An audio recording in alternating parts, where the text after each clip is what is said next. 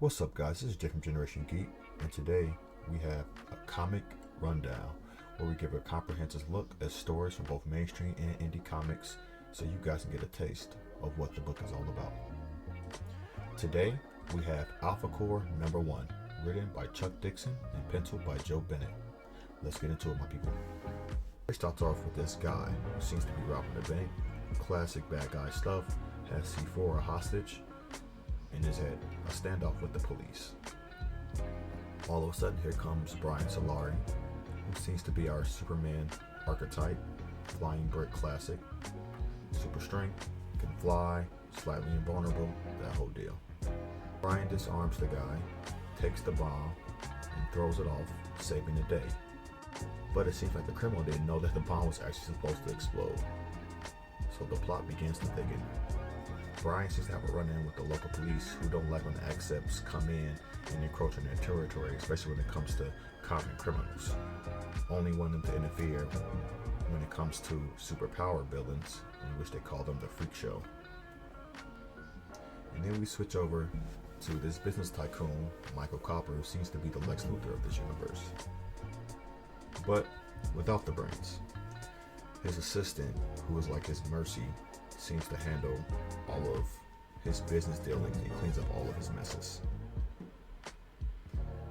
Apparently, Mr. Copper sent this guy in to cover up some type of scheme that he had going on with the bank and wanted to blow up the bank to cover up his dealings.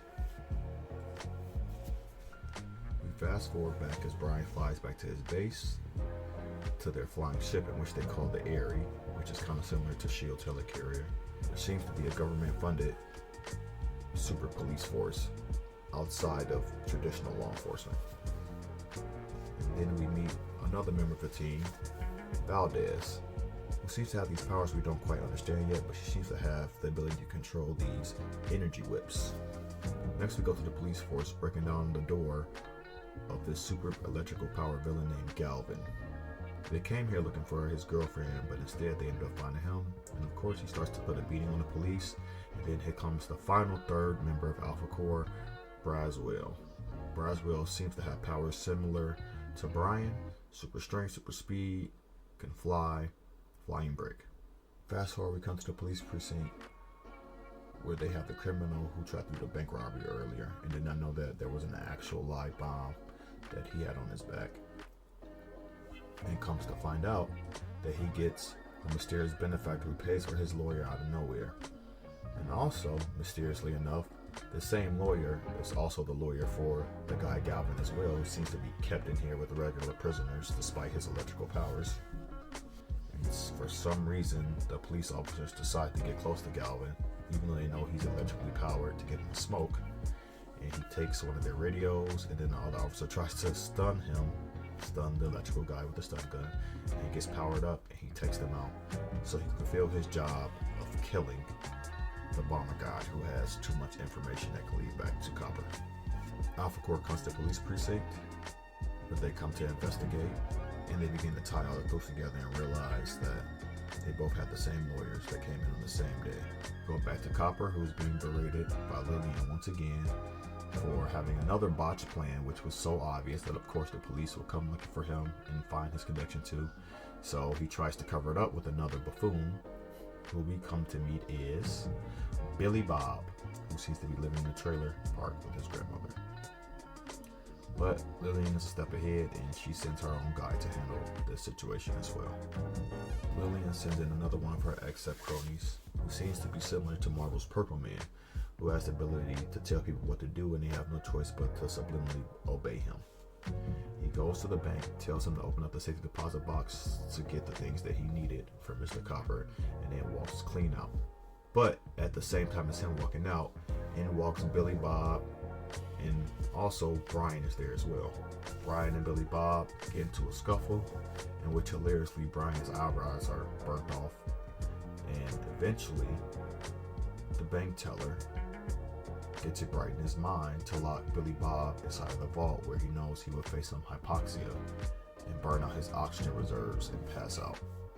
On the other side of town, we have Valdez and Officer Wilkins going in to check in on Galvin, in which Officer Wilkins also reveals that he's an ex-up as well, having some small power over magnetism as he unlocks the door. Valdez and Wilkins get into a scrap with Galvin, in which he knocks out Wilson. Valdez majority of the heavy lifting. Wilkins comes back to distract him, and then they take down Galvin once again. After doing some further research, of course, Brian goes to the safety deposit box and he finds the connection to copper. We move on to the lawyer, who's interrogated by the police, who state that it's kind of fishy that one of his clients was eliminated by another one of his other clients while in custody. He goes to the bathroom, and who's in there? The fake purple man. He makes him eliminate himself and jump out the window.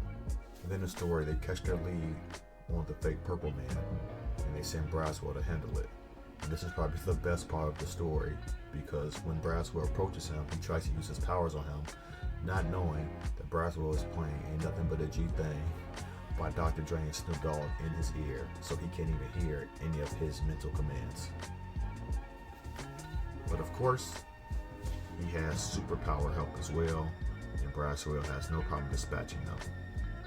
Meanwhile, Copper and Lillian were able to hack into the Eyrie and corrupt it with a virus in which the Eyrie begins to free fall out of the sky, crashing down to the city populace below.